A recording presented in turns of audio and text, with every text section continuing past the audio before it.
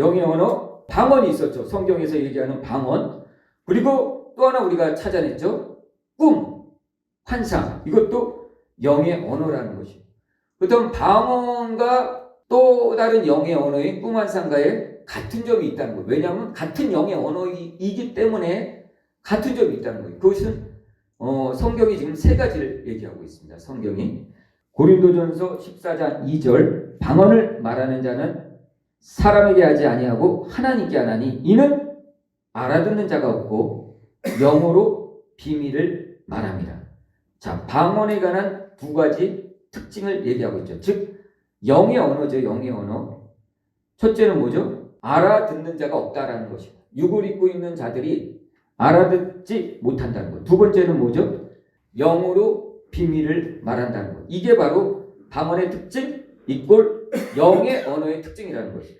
영의 언어의 특징 또 하나를 찾아보면 고린도전서 14장 13절 그러므로 방언을 말하는 자는 통역하기를 기도할지니라. 자, 통역을 필요로 한다라고 얘기하고 있죠. 그래서 고린도전서 14장 2절하고 13절에 의하면은 방언, 즉 영의 언어의 특징 세 가지를 얘기하고 있죠. 첫째는 알아듣는 자가 없다. 둘째는 영으로 비밀을 말함이라. 셋째는 통역을 필요로 한다. 이 세 가지가 바로 방언의 특징, 영의 언어의 특징이라는 것입니다. 꿈, 환상, 영의 언어의 특징은 무엇일까요? 누가복음 8장 10절입니다. 이르시되 하나님 나라의 비밀을 아는 것이 너희에게는 허락되었으나 다른 사람에게는 비유로 하나니 이는 그들로 보아도 보지 못하고 들어도 깨닫지 못하게 하려 함이니라. 아멘. 자, 여기에도 꿈, 즉 상징 언어, 영의 언어의 두 가지 특징이 기록되고 있어요. 첫째, 그들로 보아도 보지 못하고 들어도 듣지 못하고 깨닫지 못하게 한다. 즉 알아듣지 못하게 한다는 거예요. 방언의 특징하고 똑같죠. 방언의 첫 번째 특징, 알아듣는 자가 없다. 그들로 보아도 보지 못하고 들어도 듣지 못하고 깨닫지 못하고 지금 이것도 알아듣지 못한다는 의미죠. 두 번째 특징 뭐죠? 누가복음 8장 10절 이르시되 하나님 나라의 비밀을 아는 것. 영의 언어는 비밀이라는 거예요. 자, 방언도 비밀을 말한다고 그랬죠. 영의 언어는 비밀을 말한다는 거예요. 마가복음 4장 34절에는 비유가 아니면 말씀하시지 아니하시고 다만 혼자 계실 때에 그 제자들에게 모든 것을 해석하시더라. 비유가 아니면 말씀하시지 않고 다만 혼자 계실 때 그 제자들에게 모든 것을 해석한다. 이게 뭐예요? 통변. 방언으로 얘기하면 통변한다는 얘기예요. 자, 그렇다면 영의 언어인 방언하고 영의 언어인 꿈 환상하고 똑같은 점이 세 가지나 있다라는 것이죠. 그러므로 꿈도 환상도 영의 언어이고 방언도 영의 언어라는 것이죠. 이거를 간추려 보면 이 두 가지가 똑같은 특징 세 가지가 있다는 거죠. 첫째 뭐였죠? 알아듣는 자가 없다. 보아도 보지 못하고 들어도 듣지 못하게 하셨다는 것. 두 번째는 영으로 비밀을 말한다는 것이죠. 세 번째는 통역하기를 구해야 된다는 것과 해석을 구해야 된다는 것. 그게 바로 방언의 통변이랑 똑같다는 것. 이것이 바로 영의 언어의 특징인 것입니다. 우리는 이러한 영의 언어, 상징 언어에 대한 특징을 이해하고 가야 되는 것입니다. 방언도 오래전에 이단시했죠. 방언하지 말라. 왜 못 알아듣는 말 왜 하냐. 알아듣게 기도해라. 이렇게 얘기하죠. 근데 성경은 알아듣는 이가 없는 것이 당연한 것이다. 영으로 하나님께 비밀을 말하는 것이다 라고 얘기했죠. 오늘날에도 꿈이 또 환상이 예언이 세상의 기독교인들과 이제 부딪히기 시작한 것입니다.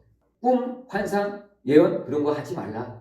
그냥 말씀만 말아. 말씀을 모르고 하는 얘기고 말씀을 들여다보면 들여다볼수록 꿈, 환상, 예언에 대해서 거부하고 있지 않다는 거예요. 오히려 마지막 때에 더 하나님의 성령을 부어주셔서 많은 사람들이 꿈, 환상, 예언 안으로 들어올 거라는 것입니다. 그러므로 우리는 이 영의 언어의 특징에 대해서 잘 알고서 이제 상징, 즉 꿈, 환상에 나와 있는 상징을 접근해 가셔야 되는 거죠. 꿈을 들여다보면서 이거 도저히 해석이 안 된다. 왜 이렇게 해놨지? 그렇게 할 것이 아니라 이것은 하나님께서 그렇게 만드셨다는 겁니다. 택하신 자들에게만 그 해석, 그 통변을 알려주시겠다는 것입니다. 자, 그러므로 우리가 이제 이 꿈, 환상에 들어있는 상징 언어를 이해하기 위해서 또 한 가지 중요한 게 뭐냐면 이게 전부가 아니라는 것입니다.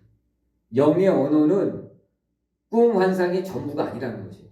제가 꿈, 환상을 이렇게 해석하면서 또 한 가지 또 우려되는 부분이 꿈, 환상을 한번 보기 시작하면 그것만 보려고 하는 것이 다른 쪽으로는 또 음성을 다 막아버리는 것이 그게 아니라는 것이에요.